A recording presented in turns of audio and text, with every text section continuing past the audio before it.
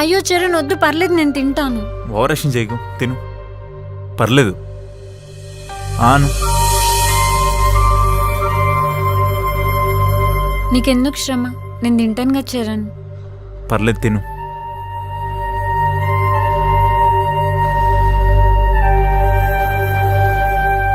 Thank you Charan. It's okay. నీలో ఈ angle ఎప్పుడు చూడలేదు.